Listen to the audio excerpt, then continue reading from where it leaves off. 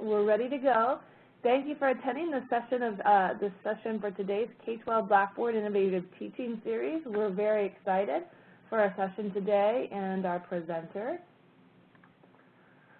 My name is Katie Gallagher. I'm the Senior Product Marketing Manager for Blackboard's Teaching and Learning Products, and I'll be serving as the moderator for the series. Thank you to Misty Cobb, Senior Solutions Engineer, and Colleen Smith from our K-12 marketing team, who will both be helping to answer questions today in the chat. We'll be joining you for the series all through the spring and starting again next fall. We're always open to new ideas for topics for the series, so please let us know if you're interested in presenting a future session or have ideas for topics that we should cover. Just email me at katie.gallagher@blackboard.com. Each webinar in this series will be recorded. You can search for the Blackboard Innovative Teaching Series playlist on the Blackboard YouTube channel or using the tiny URL above for the K-12 Bits series. You'll each receive a recording and the presentation slides a few days after each webinar by email, and you'll receive an invitation to participate in an online professional learning community on course sites designed to augment the series and to create an avenue for ongoing collaboration and dialogue. Please accept the invitation and participate in the online PLC. All Blackboard Innovative Teaching Series webinars are free and open to all. When you browse them on our website, look for the K-12 icon to identify these special K-12 sessions, but you're certainly welcome to attend any session within any BITS track. Our next K-12 BITS session will actually be next Monday, A Perfect Match, Blackboard in the Flipped Classroom by David Hammond from Medina High School in Ohio. Also, we have a special session this Wednesday, also at 3:30 Eastern Standard Time, for a look into the latest and greatest from the last Blackboard Learn release from April 30th. And that will be this Wednesday, June 4th at 3:30. So if you're not already registered, please register for that event. Colleen can post the link to the registration page in the chat for me if that will work. We're very excited. Today's presenters from the University School of Nova, Southeastern University in Fort Lauderdale, Florida, are going to be presenting on empowered blended learning in the K-12 environment. We're thrilled to have them as part of our K-12 BITS series. They're going to also be showcased at Blackboard World this summer. We have a blended learning panel that both Dr. Marrotte-Newman and Dr. De La Fuente will be serving on, so we're excited about that. Dr. Sherry Marrotte-Newman currently serves as the Director of Media and Digital Learning for the University School of Nova Southeastern University in Fort Lauderdale, Florida. She enjoys learning, and her academic background reflects this with a bachelor's degree in elementary education, a master's degree in library science and information technology from Syracuse University, and a doctorate in instructional technology and distance education from Nova Southeastern University. After over 10 years of serving as the media specialist and yearbook teacher in various levels, she moved into the role of Associate Director of Instructional Technology. Sherry coached and collaborated with teachers to provide innovative solutions for incorporating technology and teaching. Now, as the Director of Media and Digital Learning, she provides leadership and support in shaping and implementing the school's vision for 21st century learning. She's also the System Administrator for Blackboard Learn. Dr. Cory de la Fuente is an Associate Director of the Lower School at Nova Southeastern University at the University School. She's been an elementary school teacher, a team leader, and instructional leader for her school for 12 years. She recently earned her EDD in educational leadership. So welcome, Sherry and Cory. We're so thrilled to have you presenting today and serving on the panel at Blackboard World this summer. I'm going to turn it over to you. And thanks for welcoming us. I am Dr. Yes, go ahead. Can you hear us? Yes, we can hear you great. Thank you. Oh, great. Sorry. My name is Dr. Cory de la Fuente, and yes, as you said before, I am just recently earned my doctorate in educational leadership. And going through my programming is when I was first introduced to Blackboard.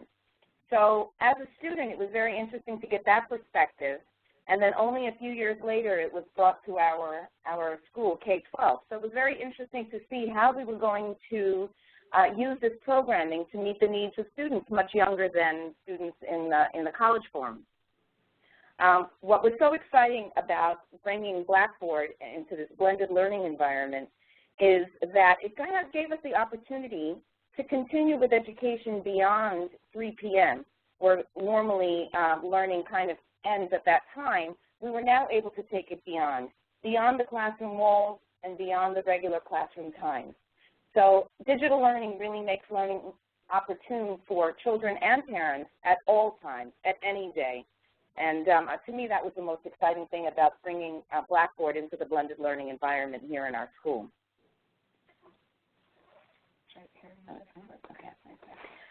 Of course, when we first thought about introducing Blackboard to early childhood, I think it did present some challenges because normally when using Blackboard, you're thinking about the users. Well, children age 4, 5, 6 aren't necessarily going to be using Blackboard, but we did start to brainstorm with the teachers and started to think, well, who would be our main users? And in this case, we found it would be the parents. And how would they be using Blackboard and how would it benefit the users? Well, we found that, first of all, this would be their first introduction to a learning management system, an LMS, and it would definitely be unique to an early childhood setting. We found that the best use for using this LMS would be for the realms of communication. And that's where we found that's how we needed to use it. And we did need to use Blackboard very differently than in grades 1 through 5 in the early childhood setting. So the first thing we thought about was the landing page. Teachers wanted to make sure that it was easy to navigate for our parents. We didn't want to make it confusing for them. It was not going to be used so much for homework information. And so the landing page would, of course, give parents information on grade level announcements, teacher information, anything that they would need to know right away about what was going on in the classroom. Other uses of Blackboard could also include such as a virtual bulletin board where teachers could post pictures of daily events or special grade level events, such as, you can see in this picture here, we have row ribbons where the principal comes in and recognizes students who have exhibited excellent behavior. Other times, teachers have posted grade level pictures after Halloween or Earth Day celebrations. So any time to give really a lens for parents of what's happening in the classroom. Other ways that they found that they could use Blackboard was to post their newsletters that in the past, years ago, would be hard copied and sent home. Now, of course, going into the digital age, we found this was a perfect forum for posting their newsletters, so parents had an opportunity to know what learning was going on in the classrooms. They also wanted to share links that they had used in the classrooms with parents so that they could also continue to practice certain skills or introduce skills for students at home. Now, when moving into the primary and intermediate grades 1 through 5, we did find that the users do begin to shift. Now we start to shift from just parent users to both parent and student users.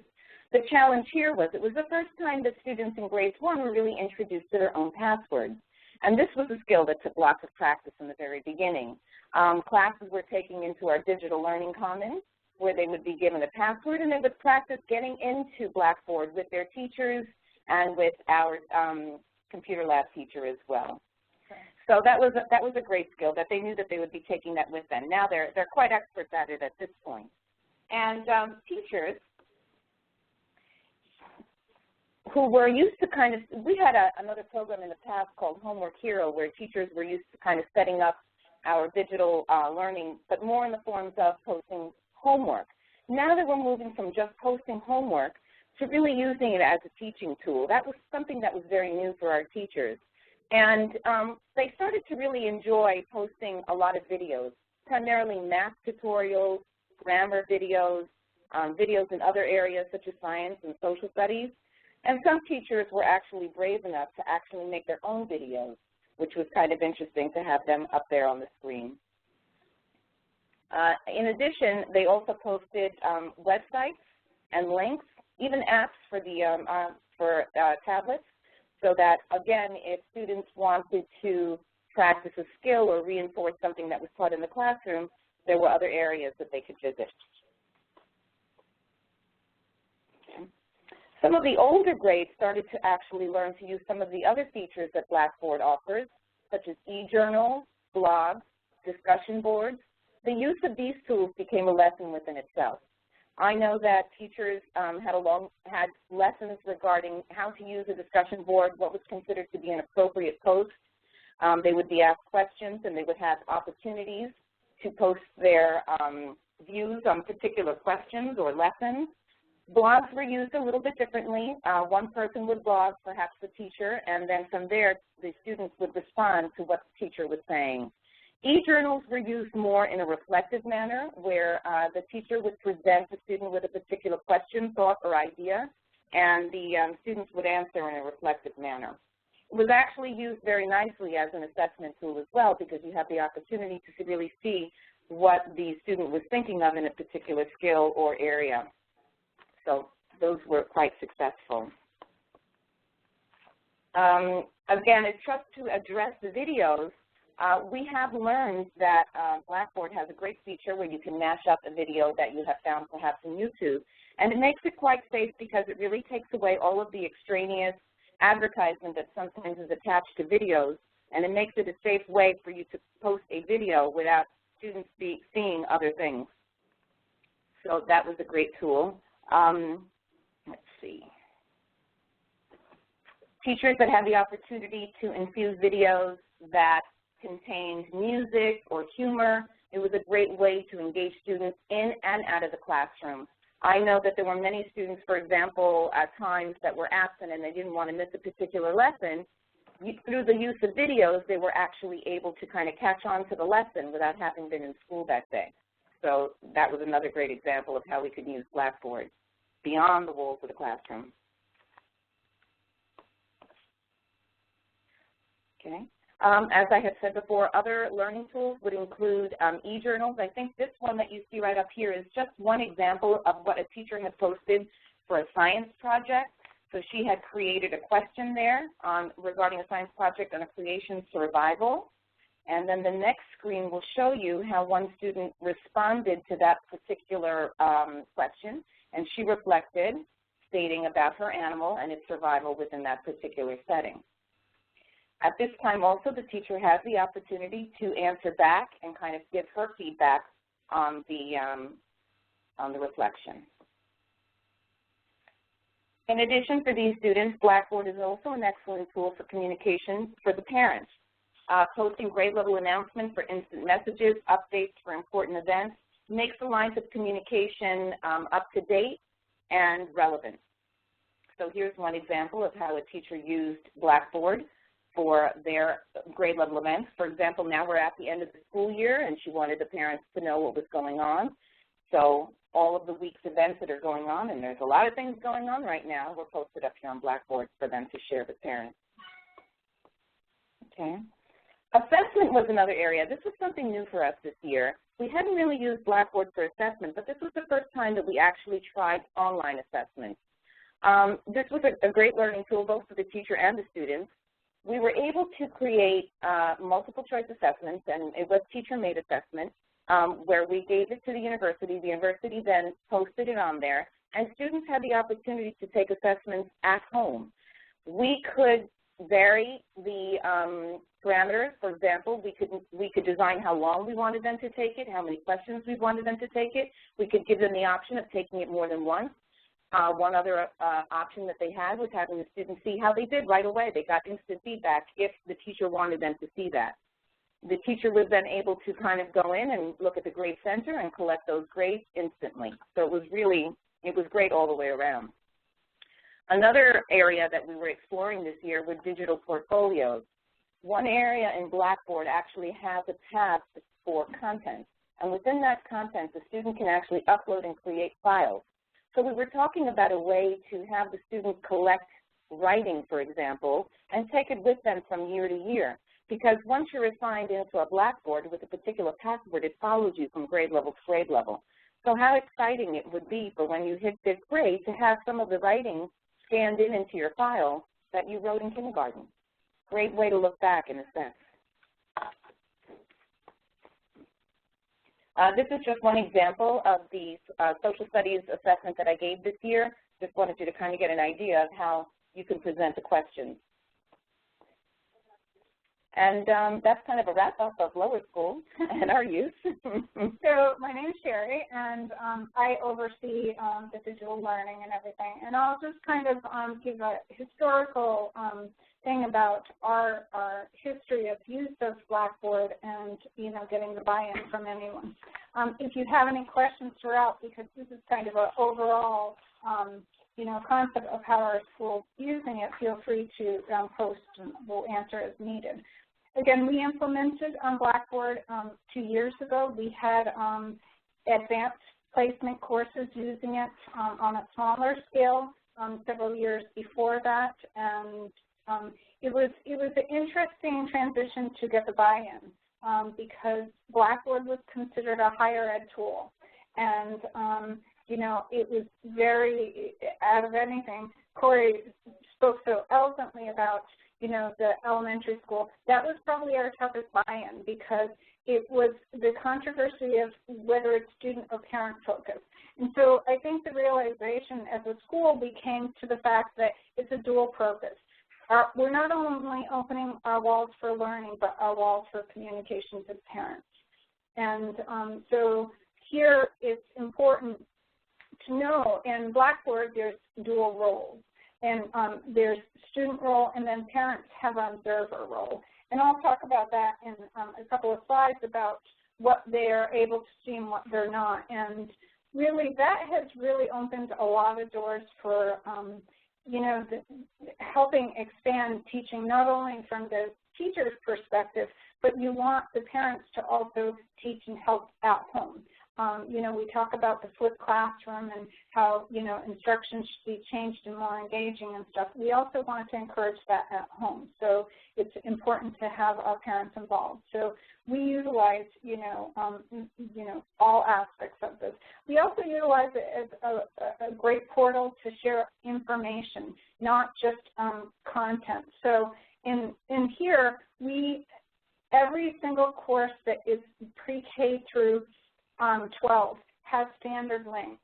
And those are standard research links, help links, you know, whatever. Next year we're adding more links to it and stuff. So every time a parent logs in, a student logs in, these are going to show up on the left-hand side of the screen. And I think that's important to have consistency, but also opening the doors to, by the way, we have these great media centers and we have these great resources. And if you need some help with Blackboard navigating or use school help in understanding, you know, some of the other technology resources. One of the wonderful things about Blackboard is it has a lot of, and I always forget the term, I think it's cartridges, where we can embed other resources into Blackboard. And those numbers are growing, which is really, really important because as schools, we struggle with all these different digital resources and students having logins and everything. And as much as we can have one portable portal for that information is ideal, and Blackboard does an incredible job with that. So we have some standard links here that are shared in every single page. Now, I want to apologize.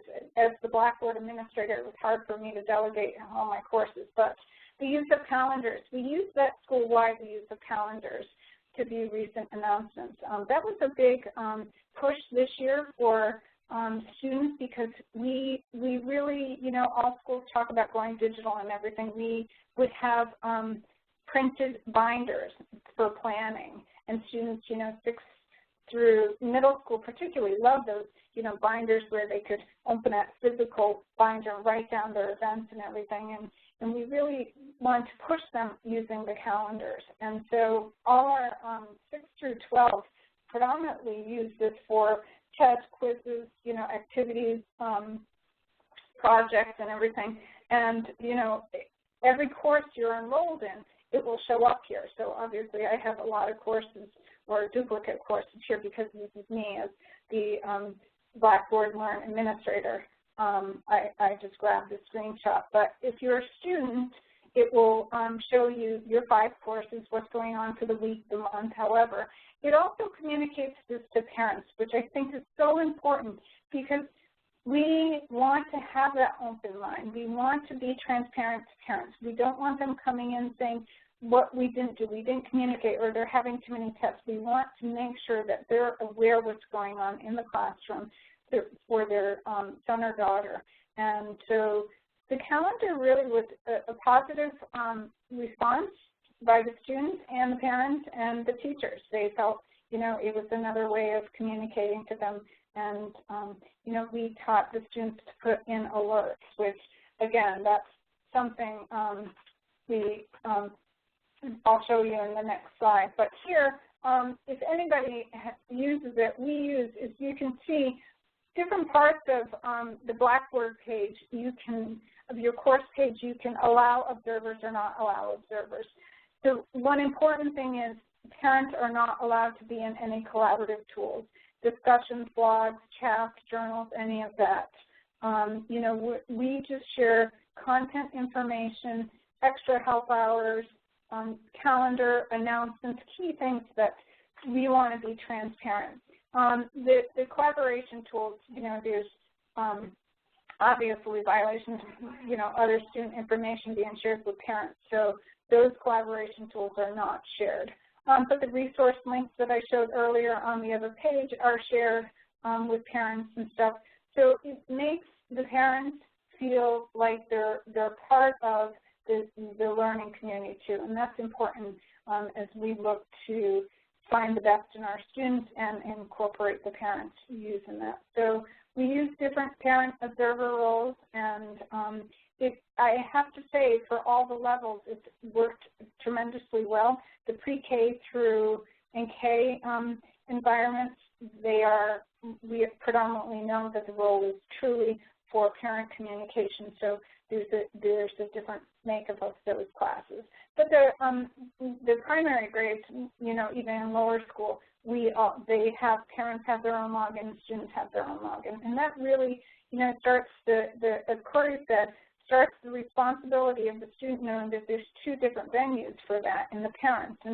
And when in doing this, we had met with parents at open houses, began the school year. We talk about roles and responsibilities and their logins and teaching students their own login, because not only will their username and password be the same in here, but in other digital curriculum. So it's important to teach, you know, the parents and the students with different access levels. So this access level in Blackboard is a wonderful feature to, you know, just make sure that you're allowing collaboration and critical thinking and all those great things in student learning environments, but you're also being transparent to the parents. And that is one of the positives that has been well received by the parents, and they enjoy it. So one of the things we had recently, where we unfortunately had a teacher that was out for quite a few weeks with a heart condition, and he taught an advanced placement class, and was really, you know, our teachers are very connected to our students, and, you know, you can do the flipped classroom, that's really important, but we also he wanted to be there, but he couldn't be there because, you know, the doctor said no. So, you know, he not only used, I like this little, I'm very apologetic, I just like leaving you with this history without me. And so the announcements was a way to be transparent and real for the teacher, to share this type of information and say, watch this, but okay, tomorrow I'm going to use Blackboard Collaborate and have a virtual session with you. And we did that quite a few times, and that was, you know, it's great. We have a unique situation here at our school where we don't hire something. We have what we call teacher assistants in the school, and they become the subs for the class, so they know the students. They know, you know, the students within the school and stuff. But it's hard to get somebody to teach advanced placement, you know, history or whatever the topic is. You know, it's hard to get somebody to know all the different fields and stuff. So Blackboard allowed us to not only to have a recorded session, but a live session. And so it could personalize learning, which is our key, mission statements that we personalize and individualize. And this opportunity not only, hey, do this homework, but it expanded it to, hey, let's do this let's watch this movie, but let's have a discussion after. Let's do some other things which are important, have discussions and some follow-through. So the Blackboard Collaborate was a vital tool in that, and, the announcement component, which was key to that.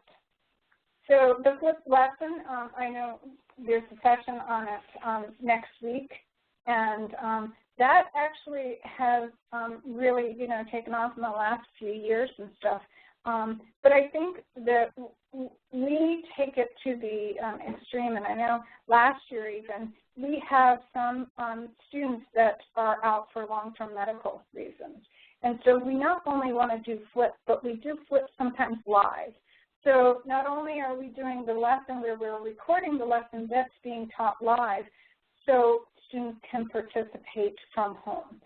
We had a situation in the lower school where a student couldn't participate in class for I'm not sure how many weeks, but so she participated through, different virtual lessons and stuff. So we're doing the flipped lessons in Blackboard and offering that where we're recording it, but it can be live, so they're also in the collaborative session if they're out. And because of our student population, we do have quite a few students that are missing the lesson. So we do that and the flipped lesson, which of course is pre-recorded, and then more interaction and individualized time from the teacher during the class time. So this has been a huge popular thing. It's been helpful because you can make these lessons into small manageable units, and I just have to say it's hit record levels probably this year. It will probably level off soon, but it's really quite interesting where the flipped classroom has gone. Also, our language classes. We have an incredible resource at the university. We have an entire training facility and stuff, and they've mastered Blackboard. The university itself, the college side, has been using Blackboard for years, and they have this great team about, helping teachers, manage their courses in Blackboard. And they really worked with us in the past year about making our language classes authentic and creating customized lessons, assessments, everything within Blackboard. And so these language classes are able to use authentic language. Now, granted, I would never be able to read this. I have no idea what these folders are. But, it's key that, if you're in an advanced Mandarin class, that you can read this and click on it and understand. And again, we are building, not only are we building,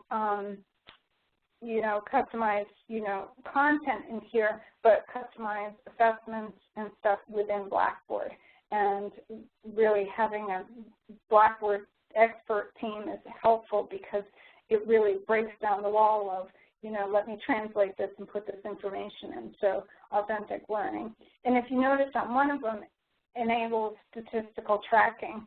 I think one of the key things is for some of our teachers, we want to make sure we have accountability for our students and making sure that they all participate in practice because we do formative and summative.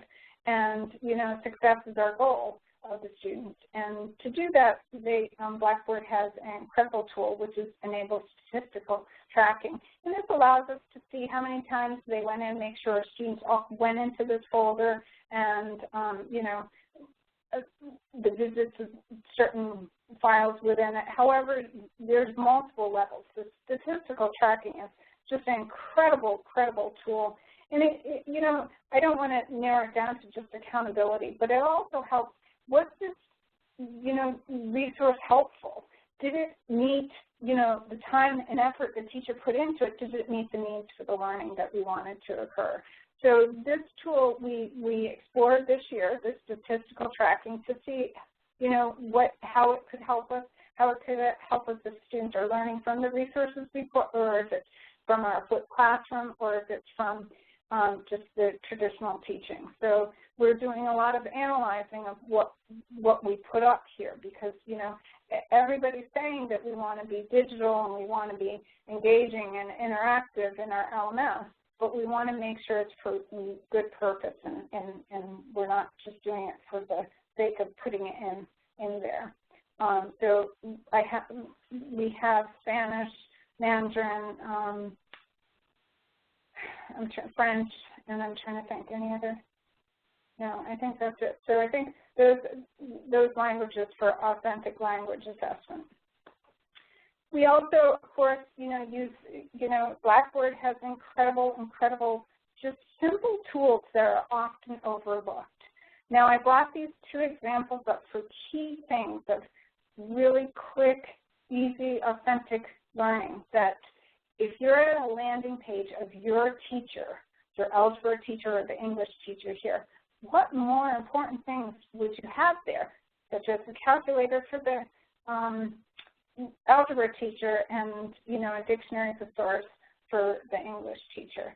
And, I really think, again, the goal is to look at the resources within this LMS, to utilize it to become one portal for, learning, for resources. Not to say there aren't millions of resources out there, but with a library background, I've discovered years ago that everybody just wants to Google everything. And then if we can kind of narrow it down and give them focused learning and focus areas where they're not having to dish through so much information, it's great with these resources. So they do different things. The alerts, I really like. The teachers started using those alerts, and I would say mid-year, and really encouraged the students to use the alerts. Again, taking ownership of learning, making students take ownership of their learning and responsible of their learning in terms of, am I going to do well on this assessment or not? Well, let me put this alert up, make sure I'm prepared for it and stuff. So incredible simple things that are implemented to really empower our learners and not really say we're doing this just for the sake of doing it because it has this tool. We're doing it to empower them and leverage what they have. So collaboration, not only, so currently this is how it's set up. In the lower school, we have students are registered for two courses. One is their grade, and then one is programs or specials. 6 through 12 students are then registered for every course that they're in, including advisory, which is considered similar to a homeroom. So a typical 6th grader or 12th grader, or well, let's say 11th grader, because 12th graders don't always have 7 classes, but they would have 7 courses. And they would have 7 courses listed, and then they would each have a section like this page that's demonstrated here. Well, we took it further this year, and we said, well, wait a minute. Blackboard has the capability of doing other collaborative resources, other collaborative sessions and stuff. So we took it further where we did collaborative. This is the 8th grade English Social Studies collaborative project. So we created a course that all 8th graders are part of. Every single 8th grader is part of this course, and they worked on a project. And they not only worked on a project, but they had a discussion on the project and stuff. So you had every 8th grade teacher part of it, and then you had every student. And it was a final English Social Studies project, but all 8th grade teachers were part of this. So we not only use it for collaborative and cross-curricular projects, but also clubs and professional development. We utilize this for our teachers also for learning.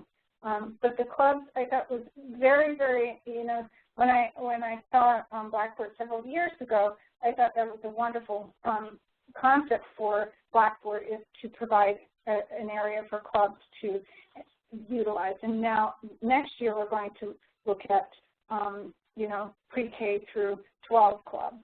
So it will be just one, you know, club where students can self-enroll, and then you'll have a moderator and stuff.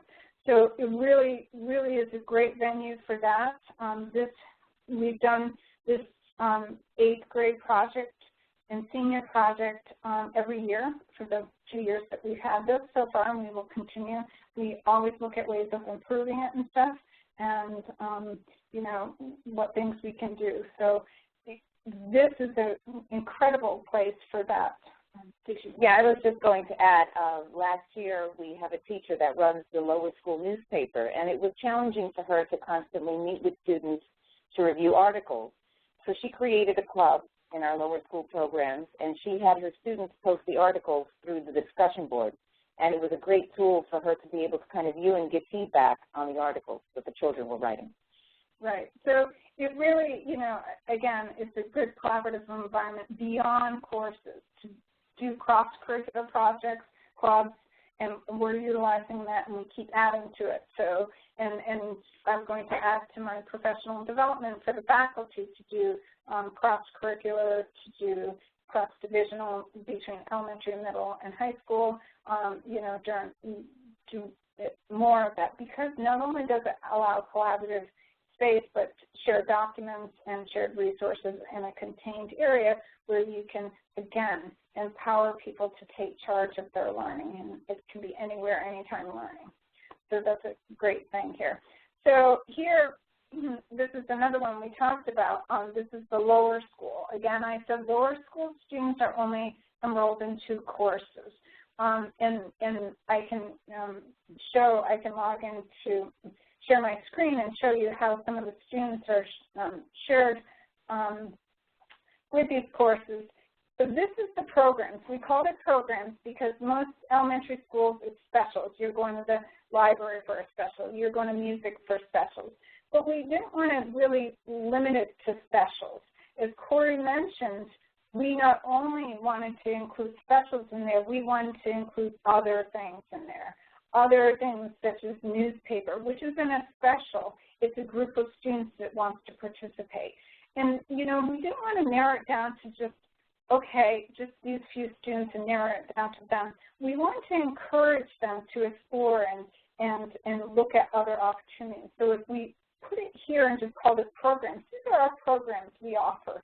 So, you know, every student goes to art, every student will go to environmental science, but maybe every student might not be part of the newspaper club, but we would like to have more students participate in it. So we put it here, and you know, this is where we're looking to encourage 6 through 12 is really doing like a clubs one and then sharing it with everyone and just putting different folders in, because self-enrolling works great, but I want to open the doors to opportunity. And if they see it there and they're only being part of one, they can see the other opportunities. So, you know, this is one of the areas we're still working on. One of the areas you know, I always look for feedback and, you know, I explore what other schools are doing on this venue in terms of clubs and getting more participation, because we want to encourage them to look at lots of opportunities while they're here beyond their coursework. So this is a great example of that. And, you know, actually I will go to sharing my screen, and let me just first say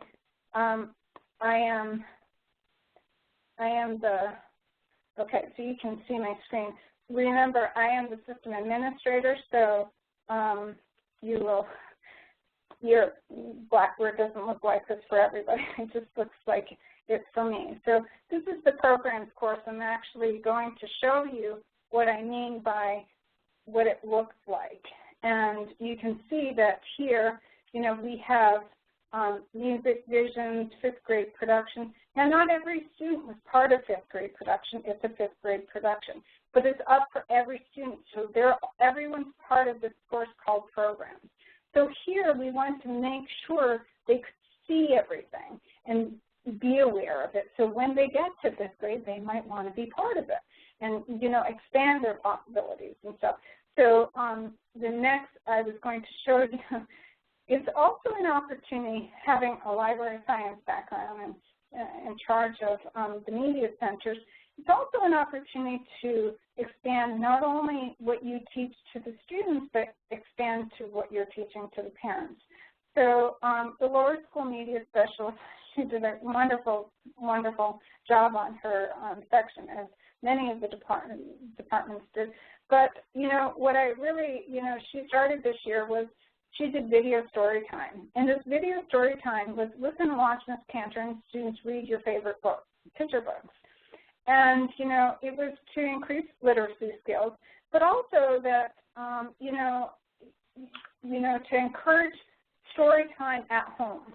So, I mean, she did a fabulous job. If you look at, these are some of the books that she, like, if you can imagine the amount of time that she took in reading this, you know, reading these books and stuff, it was just fabulous. And so she, you know, I think one of the things we want to look at learning management system, this LMS, is to also foster all the other purposes education is for, such as literacy, critical thinking, you know, collaboration, and being information seekers. And again, look, we have a yearbook one. Yearbook, you know, there's not everybody's part of yearbook, but here, you know, every parent can buy an ad in the yearbook. Parents can see this, so that is the whole goal, is that we open our doors to parents and stuff. So I really, you know, think that it's important that we give the opportunity that we see that it's not only a learning, empowering our learning, but empowering our parents. So this was a fabulous, fabulous example of a collaborative environment where, you know, the art, you know, every department, you know, took and, you know, customized their own area. So they took and they showcased different things, and, you know, there's a little video here and stuff. So they did a variety of things to increase awareness of what's going on in the art classes, because, you know, we often hear, you know, hey, what's going on in this class? What do you do? And the joke of it is I go to these evening events, and, you know, I hear from parents, well, they say, oh, we have no homework, or we did nothing in school. This way the parents can see really what was done in school, and that there's lots of opportunity to have conversation at home. And again, learning is through conversations, and if we're having parents aware of what's going on, then the students will have conversation at home instead of saying, I did nothing and I have no homework. So it provides that opportunity too. So I'm going to go back to the screen here and just share that this is the one that our media specialists will use that. Now, our middle and upper school media specialists next year will now create a page, and we'll be working on creating resources and events and activities for parents and students to do. So, again, transparency. Now, as Cory mentioned, we used to use another program several years ago, and that program was designed specifically to communicate to parents. And so in 6 through 12, we made a mandate in every course that no matter what, every week you had to do a summary. You had to you know, articulate what your weekly objectives were, what students might need to bring to class, if there was homework in the announcement, on top of in the calendar. This way there's consistency, there's, you know, multiple forms of communication. And the announcement is really great because on the landing page, I can go back to my announcements, but let me actually, when you go back to, I'm going to share my screen one more time. And I'm going to go to, again, I have a lot of courses, so it might take a while. On this, it is loading, sorry. On your landing page, you know, one of the wonderful things is if teachers post an announcement, it shows up on your landing page. The one downfall I'm going to say right now is I haven't worked well with my OIT department to change this to say university school, and it does say Nova Southeastern. And so I am waiting for this to connect. So if I go to So you can see my announcements, and because if you look up in the right-hand corner, I have over 500 courses because I've had to also become an instructor in there for some of the cross-listings I've done. But this, you can see right here. So when a student or parent logs in, they will see their announcements. And I think this is really key because, you know, our students are so infused with so much media, and they want quick, short information. And this announcement tool is a wonderful, wonderful tool that just, you know, tells them, hey, there's something new going on, period one, or Mr. Diver's homework and stuff. So, and then you just click on that, and that will bring you to the announcement. This has been a lifesaver for many parents and students for, you know, just organizational skills and, you know, keeping them on track. So we really, really appreciated the use of the announcements throughout. And again, I have a lot of courses here, but that is, that we enjoyed that in terms of, it should stop sharing now, yeah. So the transparency and what's happening in the classroom. And, you know, from here, it brings me to kind of the conclusion of what, you know, in terms of the blended whole, empowering the blended learning. We've talked about going, you know, having some, and we do actually have a few courses completely online where, you know, it's just set up time with the teacher and stuff. That's in our high school. But we feel the blended learning affords flexibility in their learning because, as we know, you know, by the end of the day, you know, as we all are at 4:18 on a Monday, like kind of tired and burnt out and hoping that we can comprehend some of this, students are the same way when they learn. So if they're taking, you know, an important class after lunch or something, how much of their learning is going to come through and stuff. So the concept is to blend this learning, to incorporate it using the LMS and to make sure we incorporate as much as we can in there so they can reinforce at home, you know, reinforce with their parents and stuff. And it just helps kind of manage the amount of media and influx that students are populated with, which is a lot, as we know, you know, as educators and stuff.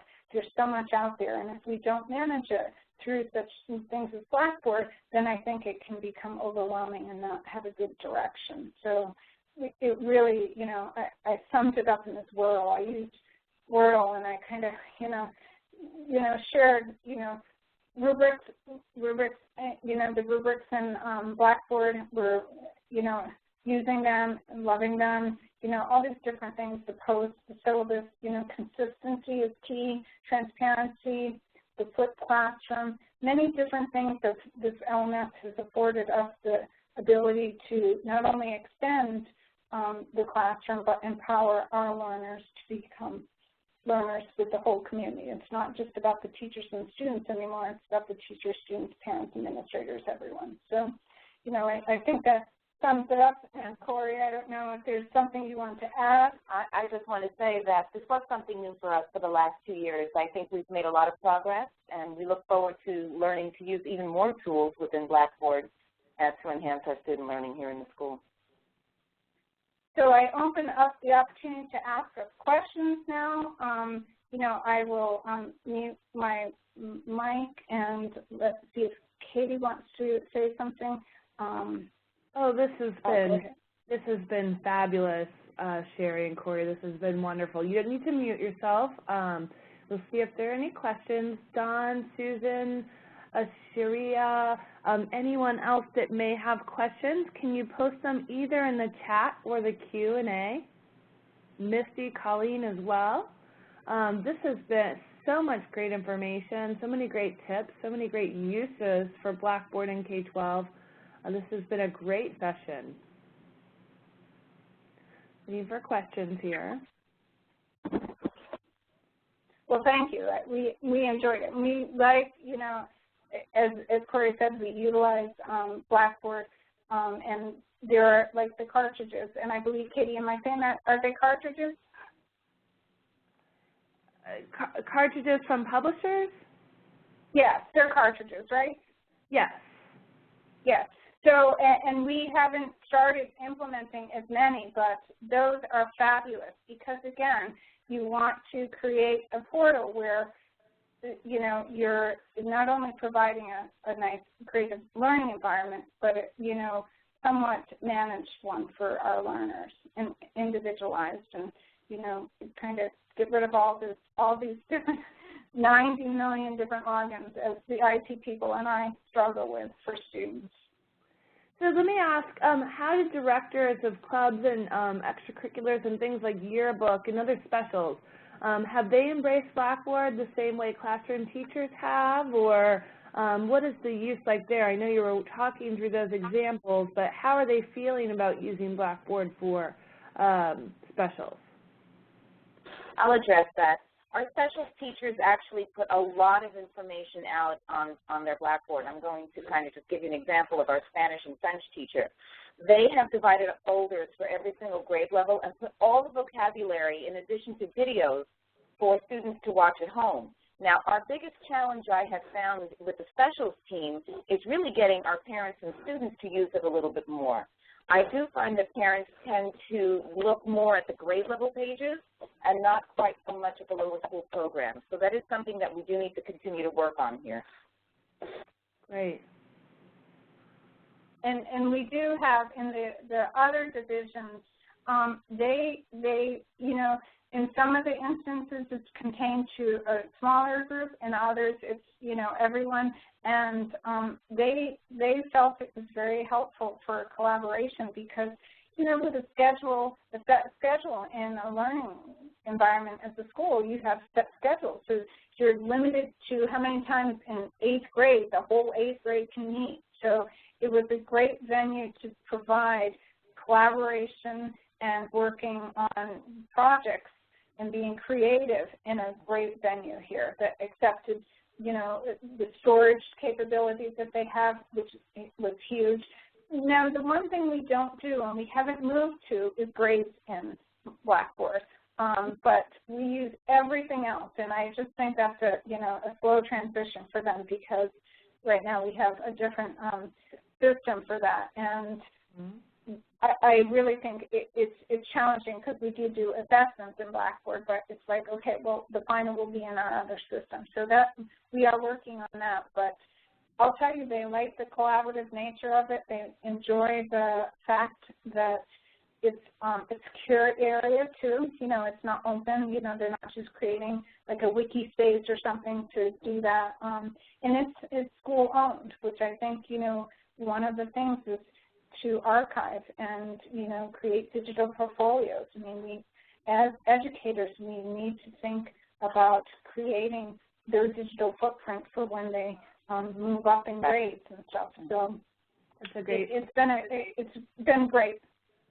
Do you think that the new portfolio that we just released in April will help with that creation of the student's digital footprint over time? I'm not sure if you're familiar with the new release, but April 30th, we did a major update to the portfolio tools so that in a course you can create a portfolio assessment. So a student has to create a portfolio to submit as a capstone project, for example, and you can import, you know, graded assignments from a Blackboard class into a portfolio as an assignment artifact. Do you think those improvements will help that side of your work? I think so. I was looking at the portfolio. I knew about the release. I just wondered if the release is effective of the release of Blackboard. My OIT department does keep me like 1 or 2 versions behind because the university is using it. So I saw the projected release, and I was hoping that it's not based on, I think the portfolio, if I'm reading it correctly, is accessible by students, so it should be fine that they can access it. But we are running, I believe, 2 service packs behind. Yeah, so it is the improvements are in the most recent release. We've had the portfolio for a long time, but we just did the major improvements to it. And if you're a couple service packs behind, you wouldn't have it right now until you move to that service pack. Okay, well, one more reason to get them up to the service pack. Yeah. So there was another question. Interested in the use at the lower school. Have you received feedback from parents and especially parents of younger students and students? Do they like using Blackboard? Does it help them? Well, it's interesting because when we first released Blackboard, and I'm going back to the beginning of last year, parents did not really care for it in the very beginning. They had a little difficulty. They were the ones that were used to going on to our homework hero preferred that format. But we really had to educate our parents in getting used to going on and in navigating. Whereas before they would go on to this landing page and everything would be there, now they have to kind of learn to visit folders. Every teacher has a folder. And within those folders, the teacher would divide up her information into homework assignments, projects, rubrics, extended learning via any type of websites that they wanted them to go on. So it did take a little bit more navigation.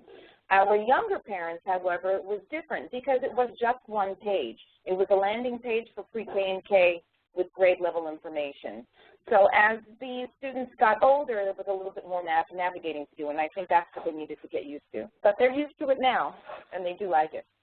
We actually did a statistical tracking of parents logging in and students logging in. Definitely the students are logging in lower school, and that was a great example, especially 1 through 5. They were logging in. It was great to see, how many times a week and everything. And the parents, the numbers, were actually higher, 3, 4, and 5, and then in pre-K. So it was interesting to see the numbers of the use and stuff. One of the things that we will do this year is make a how to navigate when you log in, what you'll have for information. And again, that we make sure we're transparent in any parent event, like back to school nights. I come and speak and talk about what this resource is and how it can help. It can help in being part of the learning community. So we make sure we're very, very clear on what the resource is to help them. Our numbers are not as high as we'd like, but, I predict that they, will increase every year. I think that's a great point. Communication and transparency is such a big part of the success of the implementation. This has been such a great presentation and so helpful. I wanted to close with a couple of slides to remind the group. Sherry and Cory are going to be presenting at Blackboard World this summer. They're going to be serving on a panel discussing blended learning. They'll be representing the university school. We'll have a 5th grade teacher from Lawrence Public Schools doing blended learning and others serving on the panel as well. So we invite you to register for Blackboard World if you haven't already. It's gearing up to be the best Blackboard World ever. And again, we wanted to remind you to please let us know if you would like to present or there are topics that you would like to see. Next Monday is our last session in the spring K-12 BITS series, but we will be gearing up at back to school time again in the fall, and we're starting to line up those sessions, and I'm going to recruit Sherry and Cory to come back again in the fall for us. Given that this session is right at the end of the series, this was such a great presentation. We need more K-12 Blackboard enthusiasts to hear from you. So if others are interested in presenting or have topics that you would like to see presented, please email me. Don't hesitate. Everyone on the call will be receiving a recording of this presentation as well as the slides in a few days. You'll receive an invitation to participate in an online PLC on course sites designed to augment this series, so please accept the invitation and participate. And again, join us next Monday for a perfect match, Blackboard in the Flipped Classroom at 3:30 Eastern Time with David Hammond. And again, we'll be joining another webinar this Wednesday, June 4th at 3:30, looking at that latest release of Blackboard Learn, the Learn April 2014 release. Thank you again to both Sherry and Cory for such a great presentation today. And thanks for everyone for participating, especially at the end of your school year or even right at the start of your summer. So thank you, everyone. Thank you. Thank you.